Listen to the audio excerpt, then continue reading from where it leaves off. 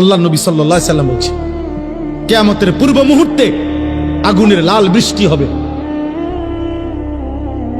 জালজালাতান ভূমিকম্প হবে, খাসফান ভূমি ধসিয়ে দেওয়া হবে, মাসখান চেহারা বিকৃত করা হবে, কাসফান পাথরের বৃষ্টি বর্ষণ হবে, ওয়া আয়াতিন তাতাবাউ কানিজামিন কুতিয়া সিলকুহু। নবীজি বলেন একটার পর একটা এভাবে আযাব আসবে যেন এই তসবির দানা এখান দিয়ে কাইটা দিলে 100 দানা পড়তে মাটিতে কয় ঘন্টা লাগবে?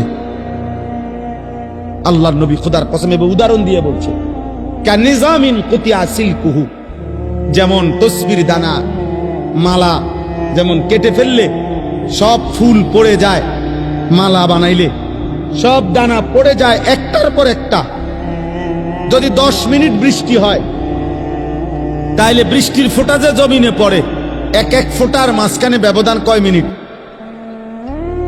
বুঝেন নাই কথা? বৃষ্টির ফোঁটা পড়ে যে এক ফোঁটা পড়ার কয় মিনিট পরে আরেক ফোঁটা পড়ে? অনবরত অনবরত অনবরত কিনা? না ব্যবধান আছে? ব্যবধান। আল্লাহ নবী বলছে কাওয়ামামাকিল কাতর, তোমাদের উপরে মুসিবত আসবে বৃষ্টির পানির ফোঁটার মতো, তসবির দানা ছিঁড়ে ফেলার মতো, কাকিতাইল লাইলিল মুজলিম। এগুলো সব কিয়ামতের পূর্বের কথা, এটি হয়ে গেছে এই যে কথা না, নূহ নবীর জমানার কথা বলে না। নবীজি বলছে অন্ধকার অমাবস্যার রাত্রির মতো তোমাদের উপরে মুসিবত আসবে, কিছুই খুঁজা পাইবা না, কি করা উচিত? আল্লাহর নবী বলছে ইউসবিহুর রাজুলু মুমিনান ওয়া ইউমসি কাফিরান, সকালবেলা থাকবা মুমিন, সন্ধ্যা হয়ে যাবা কাফের, সন্ধ্যায় ছিলা মুমিন, সকালে হয়ে যাবা কাফের। আল্লাহর নবী সাল্লাল্লাহু আলাইহি সাল্লাম এক সাহাবী হুযাইফাকে বলছিলেন, হুযাইফা, যদি কোনোদিন আল্লাহর পথে চলতে গিয়ে কাউকে খুঁজে না পাও তাহলে একা গাছের শিকড় গোড়ালি কামড়াইয়া ধরা একা হলেও দ্বীনের উপরে থাকবে। ওয়ালাউ আন তাআদ্দা বিআসলি শাজারাতিন হাত্তা ইউদরিকাকাল মাউত ওয়া আনতা আলা যালিক। মৃত্যু পর্যন্ত আমি অনুরোধ করলাম, আমরা বলার চেষ্টা করছি, আমরা তোমাকে বুঝাইবার চেষ্টা করছি। আপনারা যারা বাবা আছেন, অভিভাবক আছেন, আপনারা আপনাদের ছেলের প্রতি যত্নবান হন। খাট পালং আর সোফার ফার্নিচার, বিল্ডিং আর ইট, টাইলস আর বাথরুম নিয়া এত ব্যস্ত হইয়েন না। 1000 বছর যাবত, লাখো বছর মানুষ টাইলস ছাড়াও ঘুমাইছে বাপ, ইমান ছাড়া যেন না ঘুমায়। মাটির বিছানায় ঘুমাইলে কিছু হয় না রে বাপ, কিন্তু সেজদা ছাড়া ঘুমাইলে বিপদ হবে রে বাপ। আপনার ছেলে যদি মাটির বিছানায় ঘুমাইতো অসুবিধা হতো না, যদি ফজরের নামাজ পড়তো। আর লাখ টাকার যদি পালঙ্কেও ঘুমায় অথচ ফজরের নামাজ পড়ে নাই, তো বিপদ হবে আপনারও, আপনার ছেলেরও, মেয়েরও, স্ত্রীরও।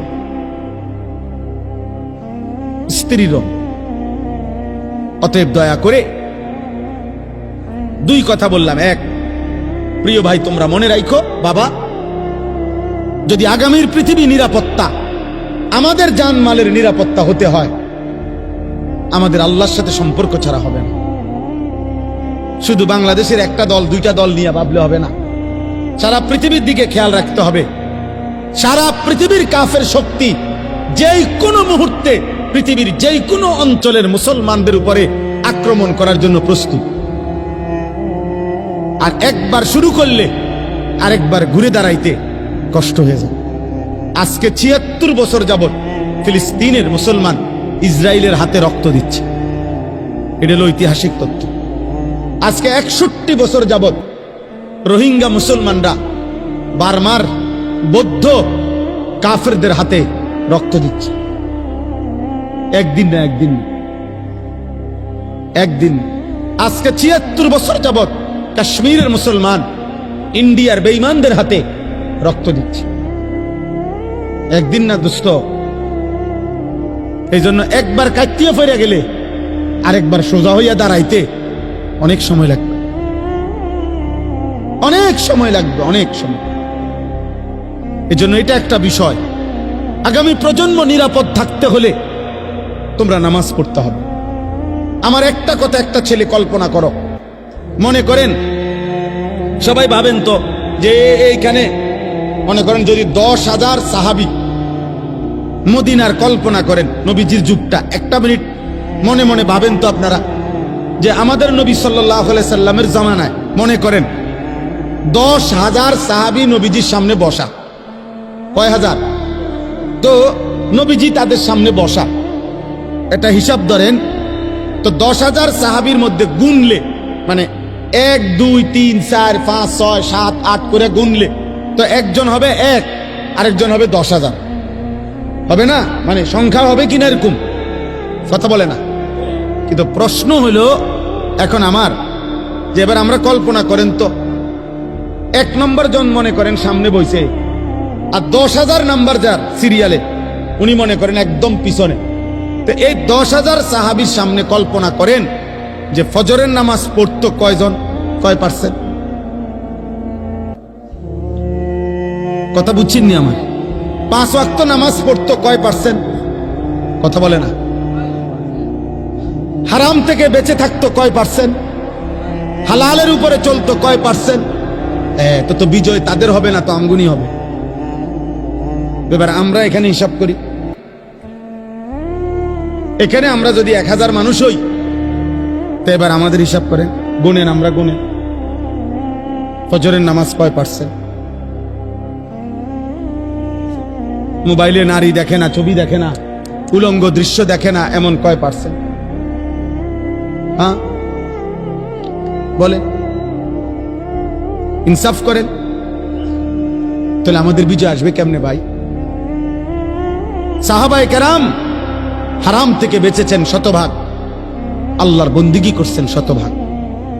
আর আমাদের নেশাগ্রস্ত জুয়ারি জিনাখোর বেবিচারী কি পরিমাণ! আমাদের এক এক ছেলের চেহারা দেখলেই বোঝা যায় মাত্র 18 বছর 20 বছর, কোডি সাফা ভিতরে ঢুকে গেছে।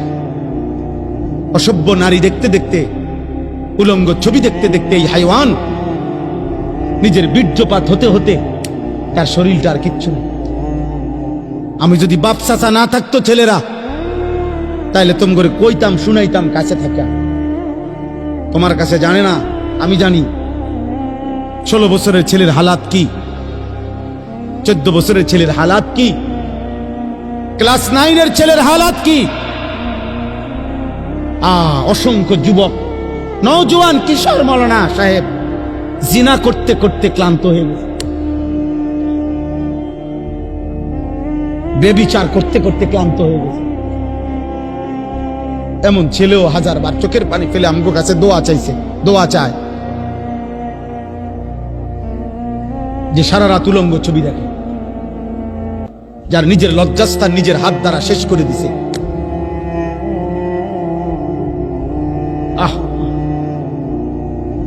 কোন মানুষের শরীরের স্বাস্থ্য, শক্তি, শৌর্য সবকিছুই শেষ করে দিচ্ছে। হ্যাঁ, কি পরিমাণ সন্তান, কি পরিমাণ মানুষ নেশাগ্রস্ত দেখেন। আল্লাহ তাআলা যেটাকে স্পষ্ট হারাম করেছেন, নেশার যেই কোনো জিনিস প্রিয় যুবক, 1 বিন্দু এটাও হারাম, 1 বালতিও হারাম। আল্লাহর নবী সাল্লাল্লাহু আলাইহি সাল্লাম একটা কথা শুধু বলি, মারাত্মক ভয়ঙ্কর একটা কথা আছে। নবীজি বলছে, মান শারিবাল খামরা, যে মদ পান করে, নেশা করে, গাঁজা খায়, বাবা খায়, ইয়াবা ট্যাবলেট নেয়, এরকম নেশাগ্রস্ত, খোদার কসম আল্লাহর নবী বলছে তার বড় 2টা ক্ষতি হয়। 1 নাম্বার হলো মান শারিবাল খামরা, যে ব্যক্তি নেশা করে, আল্লাহর নবী সাল্লাল্লাহু আলাইহি ওয়াসাল্লাম বলছে তারাকাস সালাহ, সে টোটাল নামাজ ছেড়ে দেয়, তার আর নামাজ পড়ার তৌফিক হয় না। কিন্তু এর পরের কথাটা আরো জঘন্য, এটা বলতেও আমার কলজাটা কাঁপে। নবী সাল্লাল্লাহু আলাইহি ওয়াসাল্লাম বলছে নেশাগ্রস্ত ব্যক্তি অচিরেই ওয়াকা আলা আম্মাতিহি ওয়া খালাতিহি, আপন চাচি, মামি, ফুফি, খালা, চাচাতো বোন, মামাতো বোন, ফুফাতো বোন, খালাতো বোন, এমন নিকট আত্মীয়ের সাথে জিনা এবং ব্যভিচার করতে আগ্রহী হয়।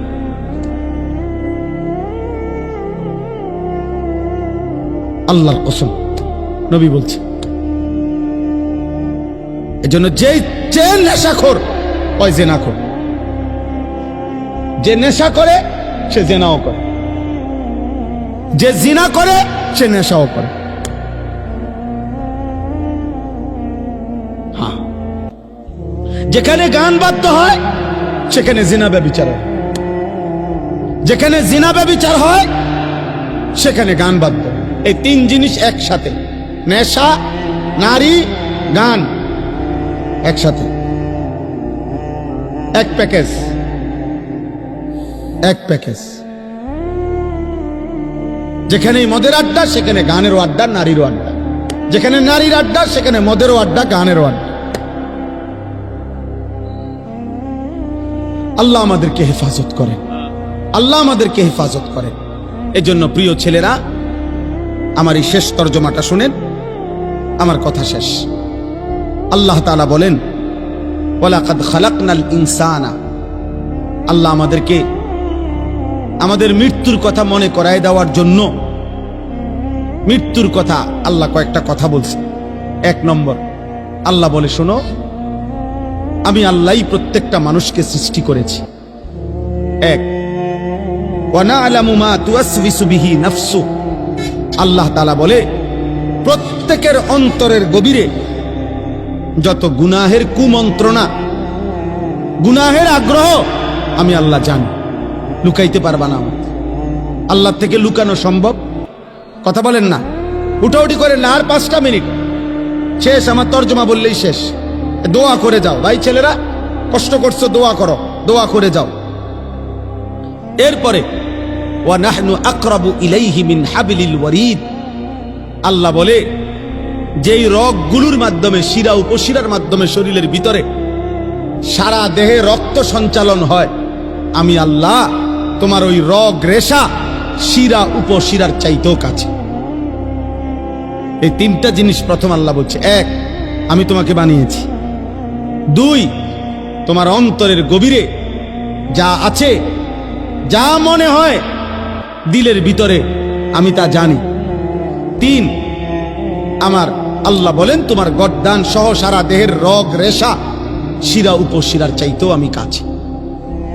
4, ইয ইয়াতালাক্কাল মুতালাক্কিয়ানে আনিল ইয়ামিনে ওয়া আনিশ শিমালি কাঈদ, আল্লাহ বলে তোমার ডানে বামে 24 ঘন্টা আমার 2 জন ফেরেশতা মোতায়েন আছে।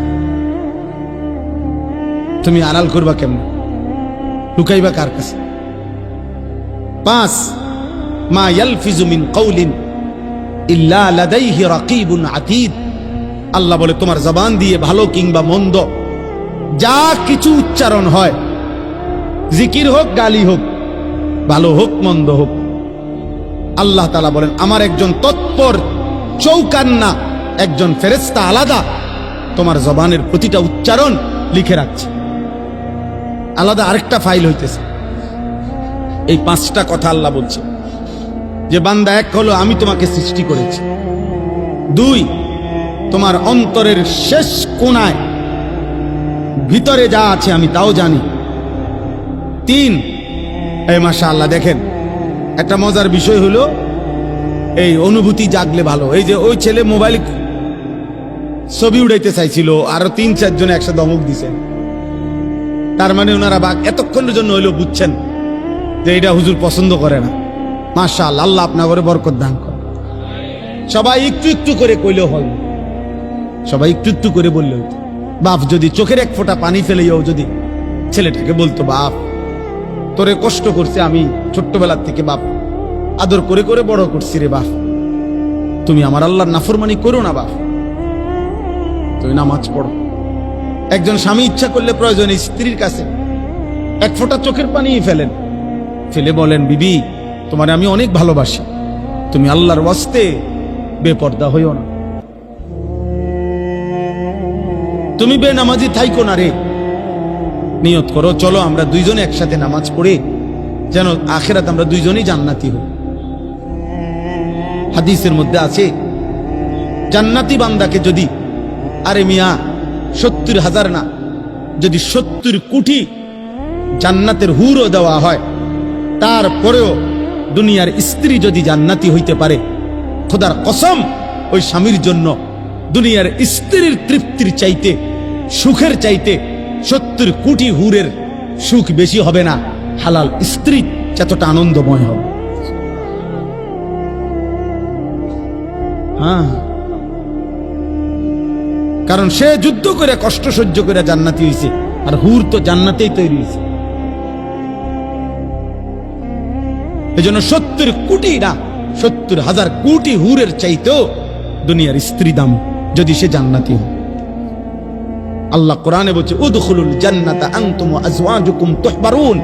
বাহ, আল্লাহ বলছে জান্নাতে হাশরের ময়দানে আল্লাহ বলবে তোমরা তোমাদের স্ত্রী যাদের নেককার, তোমরা তোমাদের বিবিদেরকে সাথে নিয়ে তোমরা হাসতে হাসতে উদখুলুল জান্নাহ, জান্নাতে ঢোকো, জান্নাতে ঢোকো। এক লগেই তো ঢুকতে দিছিল, স্বামী স্ত্রীরা এক লগেই তো দিছিল। ইয়া আদম উসকুন আনতা ওয়া যাওজুকাল জান্নাহ, এক লগেই তো থাকতে দিছিল। আদম এবং হাওয়া এক লগে থাকতে দিছিল না? বুঝা গেল স্বামী স্ত্রী নেককার হলে এই মজাটাই আলাদা, এই জান্নাতটাই আলাদা। আল্লাহ আমাদেরকে তৌফিক দান করে। ওয়াজাআত সাকরাতুল মাউত বিল হক। আল্লাহ বলেন, এই দেখেন শেষ কথাটা বোঝেন। আল্লাহ বলে বান্দা তোমাকে আমি বানিয়েছি, আমি তোমার ভিতরেরটাও জানি, আমি তোমার শিরা উপশিরা রগ রেশারও কাছাকাছি। আমার 2 জন ফেরেশতা তোমার ডানে বামে, আমার আরেকজন ফেরেশতা তোমার জবানের সব লিখে রাখে। এই ব্যবস্থাপনার এই বেষ্টনীর ভেতরেই একদিন ভালো করো আর মন্দ করো, কাজে লাগাও আর নষ্ট করো, এই অবস্থায় একদিন সত্য সত্য তোমার মৃত্যু যন্ত্রণা শুরু হয়ে যাবে আর তোমার মৃত্যু হয়ে যাবে। যালিকা মা কুনতা মিনহু তাহিদ, যেই মৃত্যু থেকে তুমি পলায়ন করতে চেয়েছে, যেই মরণ তুমি চাও নাই কোনোদিন, তুমি না চাইলেও সেই মরণ একদিন চলেই আসবে। তো কথা বলেন না? অতএব আপনি বুদ্ধিমান হন আর বেকুব হন, চালাক হন আর বোকা হন, আপনি মরে যাবেন। আপনি হাসেন কিংবা কাঁদেন, মরে যাবেন। সুখে থাকেন কিংবা দুঃখে থাকেন, মরে যাবেন। 3 বেলা খানা খান আর উপাস থাকেন, মরে যাবেন। রাজপ্রাসাদের অট্টালিকায় থাকেন আর জীর্ণ কুঠির কুড়ে ঘরে থাকেন, মরে যাবেন। মরতেই হবে বাপ, চলে যেতেই হবে। হবে? কথা বলেন না কেন? হবে হবে। অতএব দোস্ত, আল্লাহ এটাই বলছেন, বান্দা খামখেয়ালি করো না। অনুফিখা ফিস সূর যালিকা ইয়াউমুল ওয়াঈদ। আল্লাহ তাআলা বলেন ইসরাফিল ফু দিবে আর হাশরের মাঠ কায়েম হবে। আর হাশরের মাঠই ইয়াউমুল ওয়াঈদ, যেই মাঠের যেই দিনের ব্যাপারে তোমাদেরকে ভয় দেখানো হয়েছিল যে আখিরাতের হাশরের আযাব বড় কঠিন, সেটা কায়েম হবে। ওয়াজাআত কুল্লু নাফসিম মাআহা সাইকুম ওয়া শাহীদ। আল্লাহ বলেন প্রত্যেকটি মানুষকে 2 জন ফেরেশতা হাশরের ময়দানে নিয়ে আসবে। 2 কাঁধের 2 ফেরেশতা, একজন পিছনে থাইকা সামনে আগাইতে থাকবে তাকে, যে আগে বাড়ো আমি পিছনে আছি, আর আরেকজন আমল নামার ফাইলটা হাতে রাইখা তার সাথে সাথে থাকবে। সাইক যিনি, উনি পিছনে থাকবে। শাহিদ যিনি, উনি আমল নামাটা হাতে নিয়ে আল্লাহর সামনে এই ব্যক্তির ব্যাপারে সাক্ষ্য দিন। আপনি বাইকবেন কোথায়? গাড়টা চাইয়া একটা চটকোনা দিব ফেরেশতা দেব, বাচ্চার ভূত কই যাও? হ্যাঁ, বাঘও কই? পিছনেও একজন আছে, সাথেও আমি আছি, কই যাবা? আসো, হাশরের ময়দানে আসো। ইয়াউমা ইদিন ইয়াসদুরুন নাসু আশতাতা লিইউরাউ আমালাহুম। আসো, আমলনামা দেখতে আসো। এখন দেখবা, এখন দেখবা ফিডা কারে কর, এখন দেখবা লাথি কারে কর, এখন দেখবা নারীর মজা, এখন বুঝবা জিনার মজা, এখন বুঝবা নেশার বোতলের মজা, এখন বুঝো। এক এক লাথি দিয়ে দিয়া যখন জাহান্নামে ফেলবে, হ্যাঁ হ্যাঁ আমি মজাক করে বলছি, লাথি দিয়ে দিয়ে জাহান্নামে ফেলবে। জাহান্নামে কোনো জাহান্নামীকে হাঁটাইয়া নেওয়া হবে না, লাথি দিয়ে দিয়ে নেওয়া, ধাক্কা দিতে দিতে নেওয়া হবে। কোনো জাহান্নামী স্বাভাবিক হেঁটে জাহান্নামেও যেতে পারবে না, লাথি দিতে দিতে নেই, ধাক্কা দিতে দিতে। খুজুহু ফাগুল্লু, সুম্মাল জাহিমা সাল্লু। সর্বশেষ আল্লাহ বলেন, লাকাদ কুনতা ফি গাফলাতিন মিন হাদা, বান্দা এই মৃত্যু থেকে তুমি পলায়ন করেছিলে, গাফেল ছিলে, তুমি মনে করছিলে তুমি মরতা না। ফাকাশাফনা আনকা গিতাআকা ফাবাসারুকা আল-ইয়াওমা হাদীদ। মৃত্যুর মাধ্যমে, কথাটা এটা বুঝেন, এটার অর্থটা সংক্ষেপে, মানে কোন ব্যক্তি মৃত্যুবরণ করে মানে হলো তার চোখটা বন্ধ হয়। তো চোখ বন্ধ হলে আমরা মনে করি বেটার চোখ বন্ধ হয়ে গেছে, অতএব সে আর কিছুই দেখবে না, মরে গেছে। আল্লাহ বলে, না বান্দা, চোখ বন্ধ করলে বাহ্যিক দৃষ্টিতে তুমি দেখছো মরা গেছে, এই দুনিয়া আমি, কিন্তু এইবার কবরে নিয়া আমি আল্লাহ এই চোখের এই পর্দা সরায়া দেব। এইবার ফাবাসারুকা আল-ইয়াওমা হাদীদ, এবার তোমার চোখ হয়ে যাবে এতটা পরিষ্কার যে কবরের থেকে তুমি জান্নাত পর্যন্ত দেখবে অথবা জাহান্নাম। এখন তো তুমি বেশি দূর দেখো না, তখন তোমার চোখের পাওয়ার হবে এমন, কবরে বসেই তুমি জাহান্নামের আযাব দিবে। আর এভাবে যতদিন কিয়ামত না হবে ততদিন তুমি কবরে থাইকেই ছটফট করবা জাহান্নামের ওই আযাব দেখে। আর নেককার জান্নাতের নিয়ামত দেখা খুশিতে হাসতে থাকবে, খুশিতে হাসতে থাকবে। মজার কোনো বিষয়ে মানুষ আগের থেকে কল্পনা তো মজা পায়। বিরিয়ানি খাইব যখন মনে হয়, আমরা ছাত্র জীবনে যেদিন শুনতাম বিরিয়ানি দিব, আলহামদুলিল্লাহ আগের দিন থেকেই একটা মানসিক মনটার মধ্যে একটা প্রস্তুতি দেখতো যে রবিবারে বিরিয়ানি দিব। আগের থেকেই ভালো লাগতো। মাদ্রাসা যেদিন ছুটি দিবে এই দাঁড়ার কামে থাকতো। আমার মনে আছে, যদি মনে করেন বৃহস্পতিবারে ছুটি দিবে, আমরা বুধবার দিন কোনোদিন আমার মনে হয় না আমরা বেডিং বিছাইয়া ঘুমাইছি। বুধবার রাত্রে, বুধবারে বেডিং টেডিং বান দিয়া সব ক্লিয়ার, কোন রকম এমনি মাথাটা লাগাইয়া পড়ে থাকতাম। অথচ ছুটি হইলো আগামীকাল দুপুরের পরে, কিন্তু মজা লাগতেছে যে বাজ্জাম। তো জান্নাতি বান্দা জান্নাত দেখেই মজা পাইতে থাকবে আর বলবে, ইয়া রব্বি আকিমিস সাআ, আল্লাহ কিয়ামত হয় না কা, ইসরাফিল ফু দে না কা, হাত্তা আরজিআ ইলা আহলি, আমি আমার পরিবার, আমার হুরেরা, আমার জান্নাতে যাবো না আমি। আর নাফরমান বলতে থাকবে হাদিসে, ইয়া রব্বি লা তাকুমিস সাআ, হে আল্লাহ কিয়ামত যেন না হয়, ইসরাফিল যেন ফু না দেয়, আহা এই আযাবে আমি কেমনে থাকব। আল্লাহ আমাদেরকে হেফাজত করেন। অতএব প্রিয় ভাই, একটা একটা ছেলেকে অনুরোধ করছি, দোস্ত আমি অনেকক্ষণ বললাম, ছেলেরা আমার, একটা একটা ছেলেকে অনুরোধ করলাম, নষ্ট হইও না, নষ্ট হইও না। নারীর ফান্দে জীবন শেষ করে দিও না, মোবাইলটার দিয়া জীবনটা নষ্ট করে দিও না। একটা মোটরসাইকেলের জন্য এমন সুন্দর একটা যুবক নষ্ট হয়ে যায়ও না। 12,000 14,000 টাকার একটা মোবাইলের কাছে এমন একটা হায়াত, এমন একটা জীবন চরিত্রহীন বানায় দিও না, বরং জীবনটা সুন্দর করার চেষ্টা করেন। প্রত্যেকের কাছে অনুরোধ, নবী সাল্লাল্লাহু আলাইহি সাল্লামের একটা একটা সুন্নাত, একটা একটা সুন্নাত আমল করবেন। আল্লাহ তাআলা আমাদেরকে তৌফিক দান করেন। আমি এক্ষুনি ইনশাআল্লাহ দোয়া হবে,